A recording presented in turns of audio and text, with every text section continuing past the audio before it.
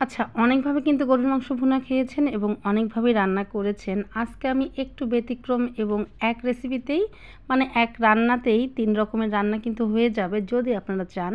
তো এত সহজভাবে দেখানোর চেষ্টা করেছি। আশা রাখছি সম্পূর্ণ ভিডিও দেখলে অনেক বেশি ভালো লাগবে। আসসালামু আলাইকুম। আবারও সহজ ব্লগে সবাইকে স্বাগত। আশা রাখছি সঙ্গেই থাকবেন। তো চলুন শুরু করছি।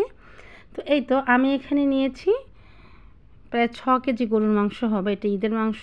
এখন আমি এটাকে জাল করব, তো সেই জন্য এখানে দিয়ে দিচ্ছি আদা বাটা, রসুন বাটা এবং জিরা বাটা।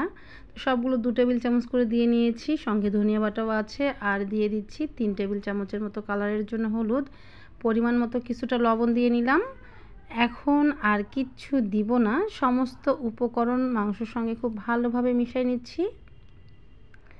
আর এইটাকে কিন্তু আমি 2 থেকে 3 দিন জাল করে নিব। আর অবশ্যই এটা আপনারা জানেন যে জাল করা মাংসের কিন্তু স্বাদটা একটু বেশি হয়।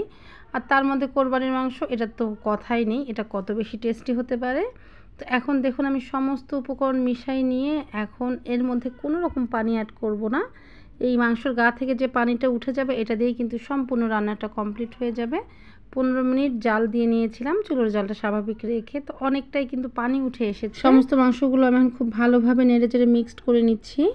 মিশানো হয়ে গেলে আমি আর 2 মিনিট রান্না করে জাল অফ করে দিব। আমি কিন্তু এটা ঈদের রাত্রে করেছি, তো 2 দিন মোট এটাকে জাল করে তারপরে রান্নাটা করে নিব। তো এ কারণেই এখন এই তো নাড়াচাড়া হয়ে গেলে 2 মিনিট জাল করে ঢাকনা দিয়ে ঢেকে নিচ্ছি। ফিরে আসছি 2 দিন পর। তো আমি কিন্তু মাঝখানে মানে অফ ক্যামেরায় আরও 1 দিন মোট জাল করে নিয়েছিলাম, দেখে বুঝতে পারছেন অনেকটাই কিন্তু কমে আসছে। তো এটাকে এখন নাড়াচাড়া করে চুলোর জালটা অন করে দিয়েছি। এইদিকে আমি চুলোয় আবারও ফ্রাই প্যান বসাই দিয়েছি। এখন মাংসটা ফাইনালি আমি রান্না করে নিব। তো দেখুন আমি এখানে সামান্য কিছুটা তেল দিয়ে দিলাম আর দিয়েছি পেঁয়াজ কুচি। তো এখানে এখন আমি একটা মশলা তৈরি করছি। গোলমরিচ দিয়ে দিলাম 10 থেকে 12টা, দারচিনি, এলাচ, লবঙ্গ আর হচ্ছে কালো এলাচ, সবগুলো একটু বেশি করে দিয়ে একটা ডুগডুগিতে এরকম করে একটু থেতো করে নিচ্ছি। আর এদিকে পেঁয়াজটা কিন্তু অনেকটাই হয়ে আসছে। এখানে দিয়ে দিলাম 1 চামচ লবণ আর 1.5 চামচ দিয়ে দিচ্ছি আদা বাটার পেস্ট, রসুন বাটাও দিয়ে দিচ্ছি 1.5 চামচ, জিরা বাটা দিয়ে দিচ্ছি 1 চামচ উঁচু করে। তো দেওয়ার পর খুব সুন্দরভাবে পেঁয়াজের সঙ্গে মিক্সড করে নিলাম। এখন এর মধ্যে দিয়ে দেবো কালারের জন্য 2 চামচ হলুদের গুঁড়ো,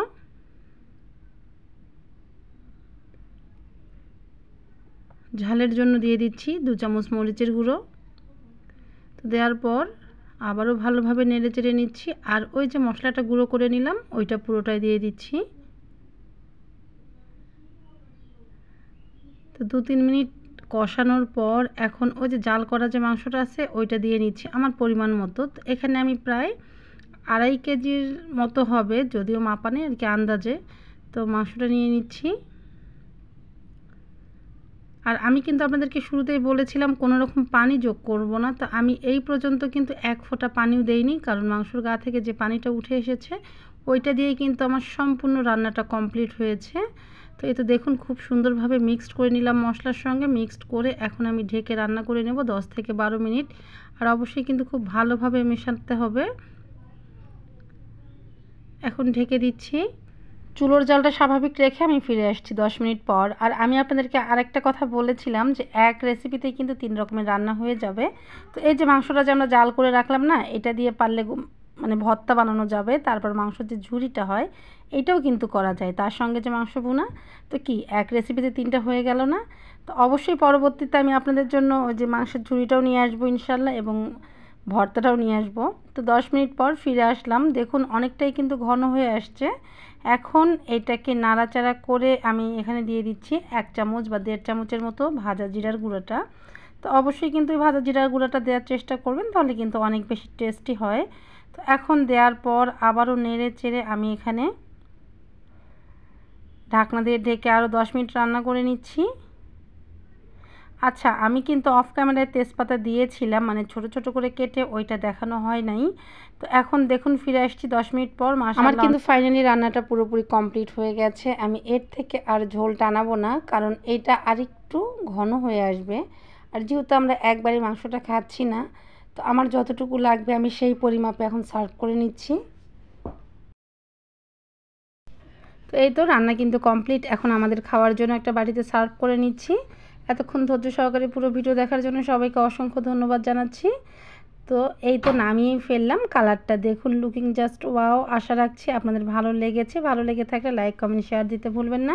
এরকম সহজ এবং নতুন ভিডিওগুলো পাওয়ার জন্য অবশ্যই পেজে ফলো দিয়ে পাশেই থাকার অনুরোধ রইল। ভালো থাকবেন সবাই। দেখা হবে আবারও নতুন ব্লগে। আজকের মতো এখানেই শেষ করছি। অবশ্যই পাশেই থাকবেন, সাপোর্ট করে যাবেন। আল্লাহ হাফেজ।